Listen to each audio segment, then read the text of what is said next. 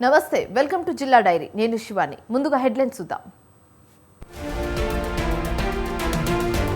ఉద్యమకారులను BRS మోసం చేసిందన్న Samuel. Etela రాజేందర్ను ఓడించాలన్న Thungathurthi MLA.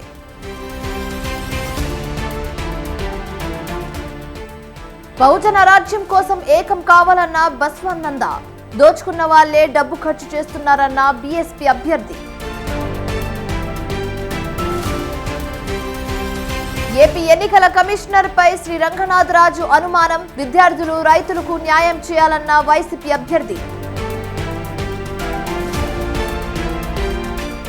Chandrababu Pawan Kalyan పై TTD chairman సెటైర్లు. రాసుకొచ్చింది చదవలేకపోయారని Bhumana ఎద్దవా. India కూటమికి జాతీయ బీసీ సంక్షేమ సంఘం సపోర్ట్. బీసీల ఆకాంక్షలు రాహుల్ నెరవేరుస్తారన్న శ్రీనివాస్ గౌడ్. అశ్వరావుపేటలో అకాల వర్షం, అపార పంట నష్టం. నేల కూలిన అరటి చెట్లు, రాలిపోయిన మామిడి పంట.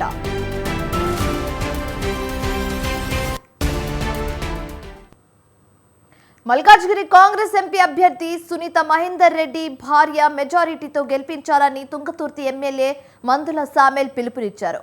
ప్రధాని మోదీ హవా పడిపోయిందన్నారు. బీజేపీ బీఆర్ఎస్ పార్టీల మధ్య అంతర్గత వ్యవహారం తేల్చాలని సామెల్ అన్నారు.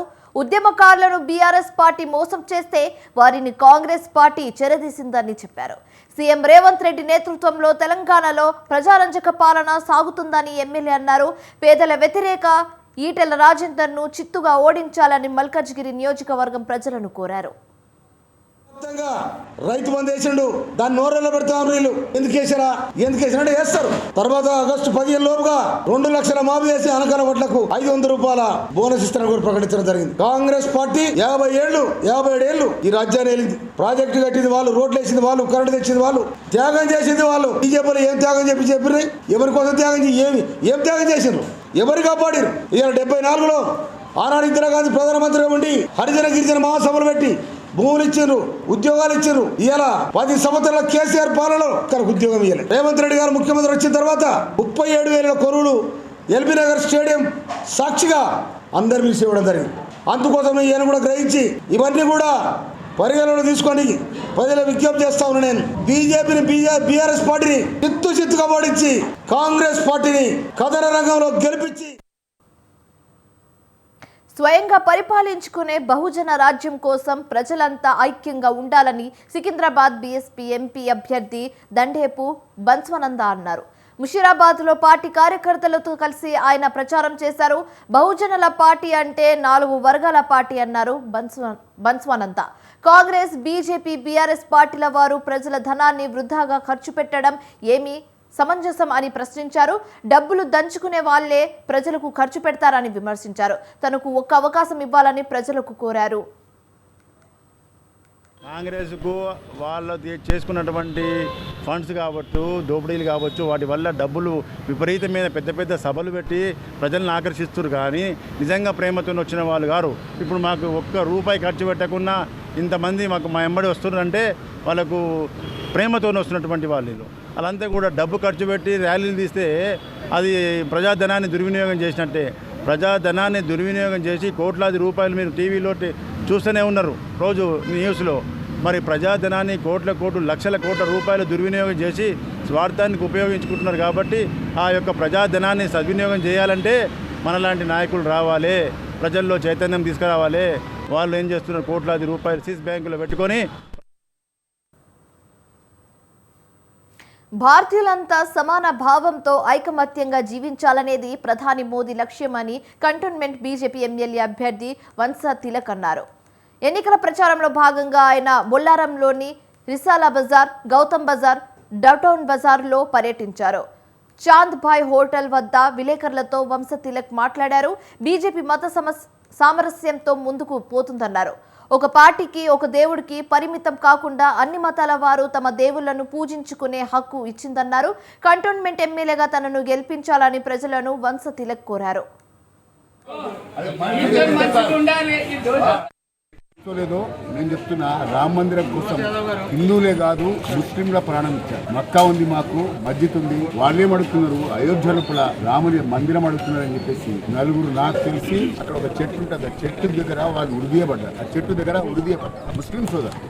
చాలా స్పష్టంగా వాళ్ళు కూడా, వాళ్ళ త్యాగం కూడా ఉంది, మనం గుర్తించాలి. ఇప్పుడు మోదీ గారు రామ మందిరం కట్టిండు, భవ్యమైన రామ. మరి కోర్టు కేటాయించిన వేరే స్థలం ఉంది కదా, ఆ వేరే స్థలం లోపల మొత్తం హిందుస్థాన్ లోపలనే అతిపెద్ద మస్జిద్ రాబోతుంది. దాని గురించి మైనారిటీ నాయకులు కానీ ఇతరులు కానీ ఎందుకు మాట్లాడతలేరు అని మీ ద్వారా నేను సూటిగా ప్రశ్నిస్తాను. ఇది సబ్కా సాత్ సబ్కా వికాస్ కాదా, సబ్కా విశ్వాస్ కాదా, సబ్కా ప్రయాస్ కాదా? అందుకే మోదీ గారు లాంటి వ్యక్తి దొరకడు, మోదీ గారి లాంటి నాయకుడు దొరకడు. మహిళల కష్టాలు గుర్తించి ట్రిపుల్ తలాక్ తీసేసిండు, కాశ్మీర్లో 370 తీసేసిండు. మంచి ప్రజాస్వామ్యం ఉన్నది, మంచి వాతావరణం ఉంది. అందుకే అందరు కోరుకుంటున్నారు. పాకిస్తాన్ కూడా సైతం మాకు మోదీ నిందని కోరుకుంటుంది. ఇంతకంటే నిదర్శనం ఏం కావాలి? దయచేసి ఎవరిని చేవెళ్ల కాంగ్రెస్ ఎంపీ అభ్యర్థి రంజిత్ రెడ్డికి డిపాజిట్ కూడా రాదని మాజీ ఎమ్మెల్యే కేఎస్ రత్న అన్నారు. ఈ నెల 11న వికారాబాద్ ఎస్ఏపీ కాలేజ్ మైదానంలో బీజేపీ భారీ బహిరంగ సభ నిర్వహిస్తున్నట్లు చెప్పారు. ఆ సభలో ముఖ్య అతిథిగా కేంద్ర హోంశాఖ మంత్రి అమిత్ షా పాల్గొంటారన్నారు. రంజిత్ రెడ్డికి అక్రమాలలో ఘనమైన చరిత్ర ఉందన్నారు కేఎస్ రత్నం. చేవెళ్ల ప్రాంతానికి రంజిత్ రెడ్డి చేసిందేమీ లేదని, ఎవరు ఓటు వేయరని, కాంగ్రెస్ నాయకులు రాత్రివేళ డబ్బులు పంచుతున్నారని విమర్శించారు. ఈ ప్రాంత అభివృద్ధి కొరకు డెఫినెట్గా రేపు సెంట్రల్లో భారతీయ జనతా పార్టీ అధికారంలోకి వస్తుంది. అధికారంలోకి వచ్చిన తర్వాత ఈ యొక్క రవాణా సౌకర్యం, ట్రాన్స్పోర్టేషన్ కానీ ఇతరత్ర కానీ వీటిని బ్రహ్మాండంగా డెవలప్ చేసి ఈ ప్రాంతాన్ని మనం వికారాబాద్ను ఎంతో పోరాటం చేసి మనం సాధించుకున్నాం. ఈ వికారాబాద్ సమగ్ర అభివృద్ధి కొరకు కూడా మేము ఖచ్చితంగా పార్టీ పరంగా ఎంపీ గారిని మేము పట్టుకొని ఖచ్చితంగా ఈ ప్రాంతాన్ని పూర్తి స్థాయిలో అభివృద్ధి చేస్తాం. దానికి పూర్తిగా భారతీయ జనతా పార్టీ. ఆంధ్రప్రదేశ్లో ఉన్నది ఎన్నికల కమిషనరా లేక బాబు కమిషనరా అని ప్రశ్నించారు మాజీ మంత్రి అచంట ఎమ్మెల్యే అభ్యర్థి చెరుకువాడ శ్రీ రంగనాథరాజు. పోడూరు మండలం తుప్పరపాలెం క్యాంప్ ఆఫీసులో ఆయన మీడియా సమావేశంలో మాట్లాడారు. చంద్రబాబు ఎన్డీఏ కూటమిలో కలిసిన తర్వాత ఎలక్షన్ కమిషన్ లేనిపోని నిబంధనలు పెడుతున్నారన్నారు. రైతులకు అందాల్సిన విత్తనాలు వారికి చేరకుండా చంద్రబాబు అడ్డుపడ్డారని అన్నారు. విద్యార్థులు, రైతులకు న్యాయం జరిగేలా నిధులు విడుదల చేయాలని రాష్ట్ర చీఫ్ సెక్రటరీ ఆదేశాలు ఇవ్వాలని శ్రీ రంగనాథరాజు కోరారు. పథకాలన్నీ కూడా ఇన్పుట్ సబ్సిడీ అన్ని కూడా అక్కడ ఇవ్వడం జరుగుతుంది. ఈ రాష్ట్రానికి వచ్చేటప్పటికి ఎలక్షన్ కమిషన్ చంద్రబాబు నాయుడు గుర్తుగా మారి ఆయన కమిషనర్లో పనిచేస్తుంది. ఈ రోజు మన ఎస్సీ ఎస్టీ బీసీ పిల్లలకు రావాల్సిన విద్యా దీవెన సుమారు 600 కోట్ల రూపాయలు ఇది 5 సంవత్సరాలు, గత 5 సంవత్సరాల నుంచి ఇచ్చేది. ఆన్ గోయింగ్ ప్రాజెక్టులు పథకాలను కూడా ఆపడం అనేది చాలా దురదృష్టకరం. అలాగే 7 లక్షల మంది రైతులకి ఇన్పుట్ సబ్సిడీ సుమారు 800 కోట్ల రూపాయలు దాన్ని ఆపటం. అలాగే సబ్సిడీ మీద విత్తనాలు కూడా ఇవ్వకుండా, ఎందుకంటే ఆకుమళ్ళి పోసుకునే రోజులు ఒక 20 రోజుల తర్వాత ఇంత దుర్మార్గమైన చర్య చేయడం ఖండిస్తూ ఏదైతే చంద్రబాబు నాయుడు గారు కనుసన్నల్లో నడిచే ఎలక్షన్ కమిషన్ ని మేము తీవ్రంగా ఖండిస్తాం. ఎందుకంటే ఎంతో మంది ఈ రోజు విద్యార్థులు విద్యా దీవెన కోసం ఎదురు చూస్తున్నారు. అది చాలా మందికి పిల్లలకు అవసరం, ముఖ్యంగా ఎస్సీ ఎస్టీ బీసీ విద్యార్థులకి. 7 లక్షల మంది రైతులు దీన్ని మేము తీవ్రంగా ఖండిస్తున్నాం. సింగడు అద్దంకికి రాను వచ్చాడు, పోను పోయాడు అన్నట్టు చంద్రబాబు పవన్ తిరుపతి వచ్చారు, తిరిగి వెళ్ళిపోయారని టీడీపీ చైర్మన్ భూమన కరుణాకర్ రెడ్డి చెప్పారు. రాసుకుని వచ్చింది కూడా చదివేసి వెళ్ళిపోయారని ఎద్దేవా చేశారు. వీళ్లను చూసి ఓట్లు వేసేంత అమాయకులు కాదు తిరుపతి ప్రజలు అన్నారు భూమన. తిరుపతిని ఆదర్శ నగరంగా తీర్చిదిద్దేందుకు వైసీపీకి ప్రజలు ఓటు వేయాలని చెప్పారు. ఆరణి శ్రీనివాసులు కర్ణాటక నుంచి అక్రమంగా తీసుకొస్తున్న చీప్ లిక్కర్ను ప్రొహిబిషన్ అధికారులు రెడ్ హ్యాండెడ్ గా పట్టుకున్నారని చెప్పారు. కార్పొరేటర్ ఎస్కే బాబు ఆధ్వర్యంలో భూమన ఎన్నికల ప్రచారం చేశారు. సింగడు అద్దంకి పోను పోయినాడు, రాను వచ్చాడు అని ఒక సామెత ఉంది. అట్లా పవన్ కళ్యాణ్ చంద్రబాబు నాయుడు గారు నిన్న తిరుపతికి రాను వచ్చినారు, పోను పోయినారు. వాళ్ళు ఏం చేస్తారో చెప్పకుండా మర్చిపోయినారు. ఎందుకు వాళ్లకు ఓట్లు వేయాలో అన్నది ఒక్క మాట మాట్లాడలా. కారణం చంద్రబాబును ప్రజలు నమ్మరు కాబట్టి. కనుక ఏం చేయాలా? మమ్మల్ని తిట్టి వెళ్ళిపోతే చాలనుకొని 4 తిట్లు దట్టించి ఇద్దరు వెళ్ళిపోయినారు. ఓటు అడగాలంటే బీసీలకు చట్టసభలో రిజర్వేషన్ల విషయం వైసీపీ చిత్తశుద్ధితో వ్యవహరించాలని అంబేద్కర్ కోనసీమ జిల్లా బీసీ నాయకులు మట్టపర్తి మురళీకృష్ణ డిమాండ్ చేశారు. 2029లో జరిగే ఎన్నికల్లో రాష్ట్రంలో బీసీలకు 88 సీట్లు కేటాయించాలని, రిజర్వేషన్లపై కేంద్రం చట్టం చేసినా చేయకపోయినా ఏపీలో ఇది అమలు చేయాలని అన్నారు. రాష్ట్రంలో ఎక్కడో ఒక చోట 132 అడుగుల ఎత్తైన జ్యోతిరావు ఫూలే విగ్రహం ఏర్పాటు చేయాలని విజ్ఞప్తి చేశారు. బీసీ నాయకుల చరిత్రను భద్రపరిచేందుకు చర్యలు తీసుకోవాలని మురళీకృష్ణ కోరారు. కోనసీమ అల్లర్ల కోనసీమను ఎత్తివేయాలని మట్టపర్తి డిమాండ్ చేశారు.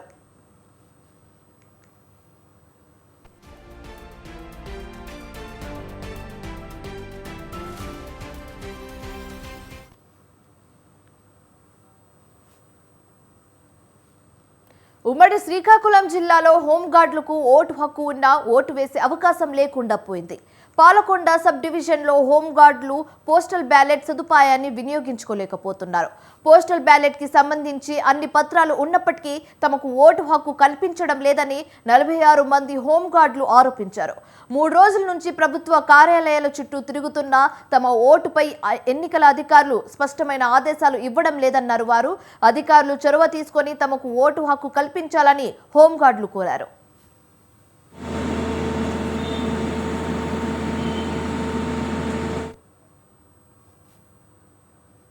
తిరుపతిలో పోలింగ్ ప్రక్రియ ప్రశాంతంగా జరిగేలా అన్ని జాగ్రత్తలు తీసుకుంటున్నట్లు రిటర్నింగ్ ఆఫీసర్ అదితి సింగ్ తెలిపారు. తిరుపతి అసెంబ్లీ నియోజకవర్గంలో 3,02,503 మంది ఓటర్లుగా ఉన్నారని అదితి సింగ్ చెప్పారు.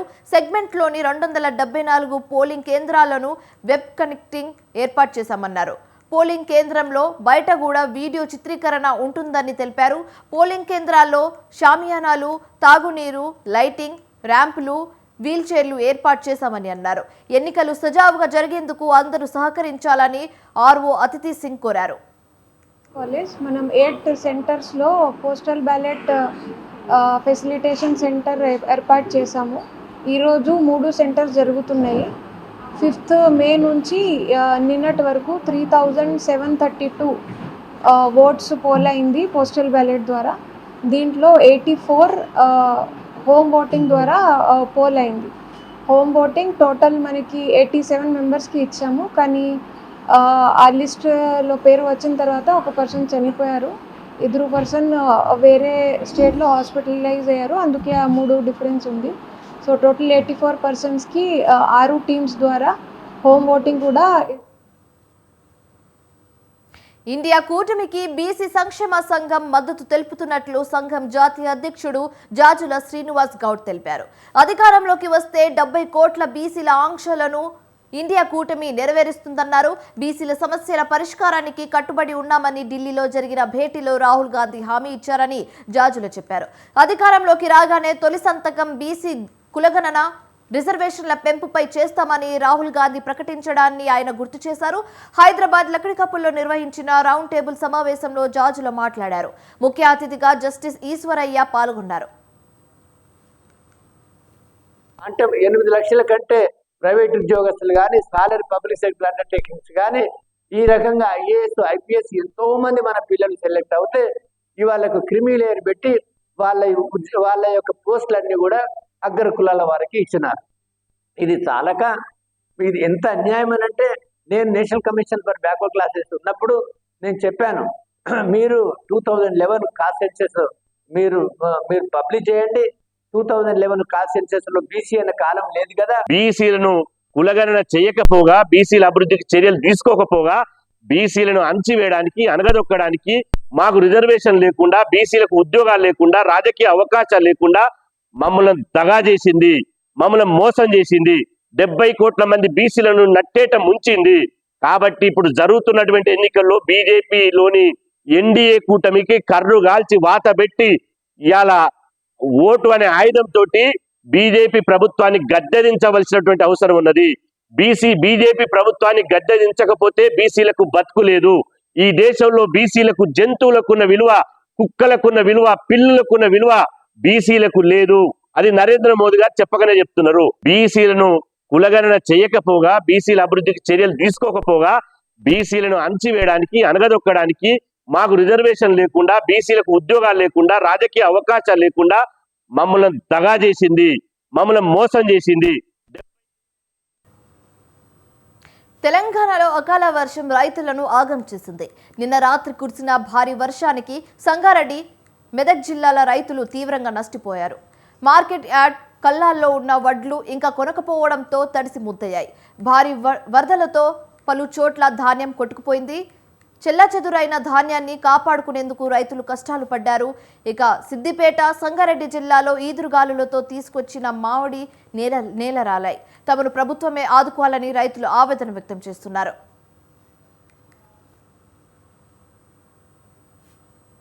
ధాన్యం కొనుగోలులో ఆలస్యం అవుతుందని, వర్షాలు పడడంతో ధాన్యం తడిచి ముద్దవుతుందని రైతులు ఆవేదన వ్యక్తం చేశారు.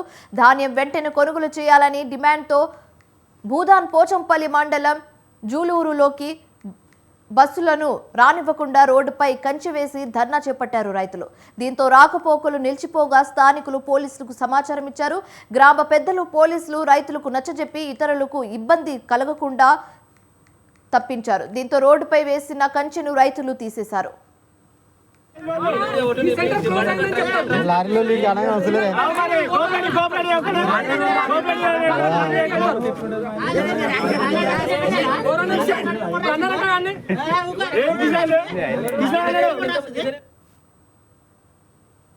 అకాల వర్షాలతో కొనుగోలు కేంద్రాల్లో ధాన్యం తడిసి అన్నదాతలు నిలువున నష్టపోతున్నారు.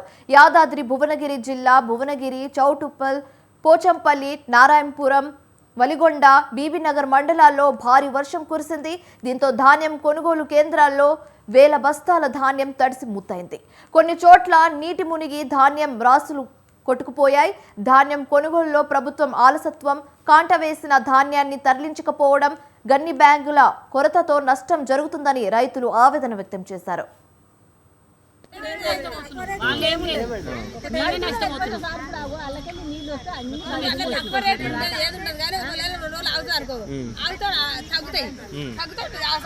తూకం తగ్గుతుంది. తీసుకోవాలంటే మాకు ఇట్లా రాసినాయి కాబట్టి వాళ్ళ కట్ చేస్తారు. కింటలకి దాన్ని కట్ చేస్తే మేము నష్టపోవాలి. 6 నెలలు పంట వేసి మేము నష్టపోతున్నాం. నిన్ననే అయితే మేము నష్టపోకపోతుందా మంచిగుండగా అంటే మేము ఎందుకు నష్టపోతున్నాం. ప్రభుత్వం కానీ జిల్లా మంత్రి కోమారెడ్డి వెంకరెడ్డి గారు స్పందించి తక్షణమే ఈ కొనుగోలు కేంద్రంలో ఉన్నటువంటి కొనుగోలు కూడా వేగవంతం చేయాలని చెప్పేసి మార్కెట్ యార్డ్లలో వడ్లను కూడా కొనుగోలు చేసి రైతులను ఆదుకోవాలని చెప్పేసి ఏ గ్రేడ్ కిందనే ధాన్యాన్ని కొనుగోలు చేయాలని చెప్పేసి మేము సిపిఎం పార్టీ జేకేసారంగా డిమాండ్ చేస్తా ఉన్నాం. ప్రభుత్వం కానీ జిల్లా మంత్రి కోమారెడ్డి వెంకరెడ్డి గారు స్పందించి తక్షణమే ఈ మిల్లర్స్ కొరువు పెట్టి లారీలు అన్లోడ్ చేసుకోకుండా తాలు ఉన్నదని చెప్పని అన్లోడ్ చేసుకోకుండా చాలా ఇబ్బందులు పెడుతున్నారు. రైతాంగాన్ని ఇబ్బందులు పెట్టి 4 రోజుల నుంచి కూడా ఇట్లా కాంటాలు కాకుండా ఇక్కడ నిల్వ ఉన్న ధాన్యం చాలా ఉన్నది. కానీ ప్రభుత్వం వెంటనే స్పందించి ఇక్కడ ఎలాంటి షరతులు లేకుండా ధాన్యాన్ని కొనుగోలు చేయాల్సిన అవసరము రాష్ట్ర ప్రభుత్వంపై ఉంది. రాష్ట్ర ప్రభుత్వం భద్రాద్రి కొత్తగూడెం జిల్లా అశ్వరావుపేట నియోజకవర్గ వ్యాప్తంగా భారీ వర్షం రైతులకు అపార నష్టం కలిగించింది. గంటన్నర సేపు ఎడతెరిపి లేకుండా కురిసిన భారీ వర్షానికి మామిడి, అరటి రైతులకు కన్నీరు మిగిల్చింది. అరటి తోటలు నేలమట్టమయ్యాయి. మామిడికాయలు నేలరాలిపోయాయి. లక్షలాది రూపాయలు పెట్టుబడి పెట్టి పండించిన పంట చేతికొచ్చే సమయానికి అకాల వర్షం దెబ్బకు నష్టపోయామని రైతులు ఆవేదన వ్యక్తం చేశారు. వ్యవసాయ శాఖ వెంటనే పంట నష్టం లెక్కించి తమకు నష్టపరిహారం అందించాలని రైతులు డిమాండ్ చేశారు.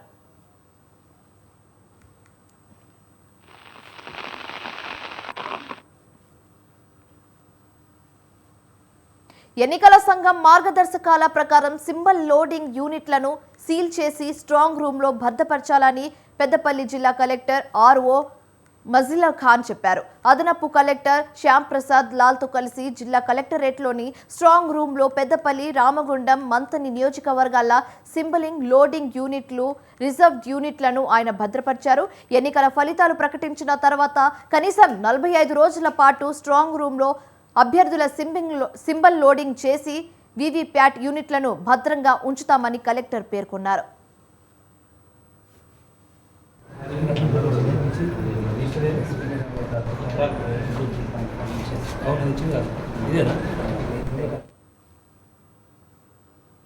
ప్రాణాలు పోసే డాక్టర్లను దాడి చేసి హత్య చేసేందుకు యత్నించిన వారిని కఠినంగా శిక్షించాలని వైద్యులు డిమాండ్ చేశారు. పెద్దపల్లి జిల్లా గోదావరిఖని ప్రభుత్వ హాస్పిటల్లో డాక్టర్లు నల్ల బ్యాడ్జ్లు ధరించి నిరసన తెలిపారు.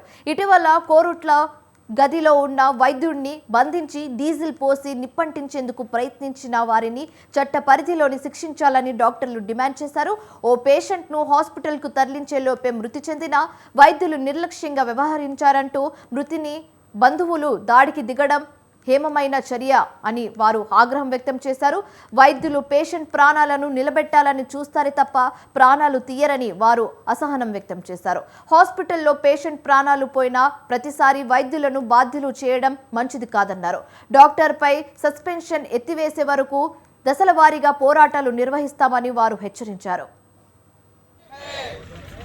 దోషులను వెంటనే శిక్షించాలి, దోషులను వెంటనే శిక్షించాలి, దోషులను వెంటనే శిక్షించాలి.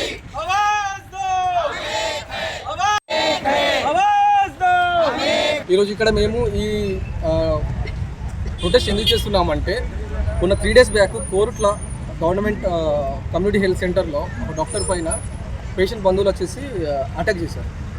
ఈ అటాక్కి కారణం ఏంటంటే యాక్చువల్లీ విషయం ఏంటంటే పేషెంట్ ఇవి జిల్లా diary updates. For more updates keep watching Swatantra TV.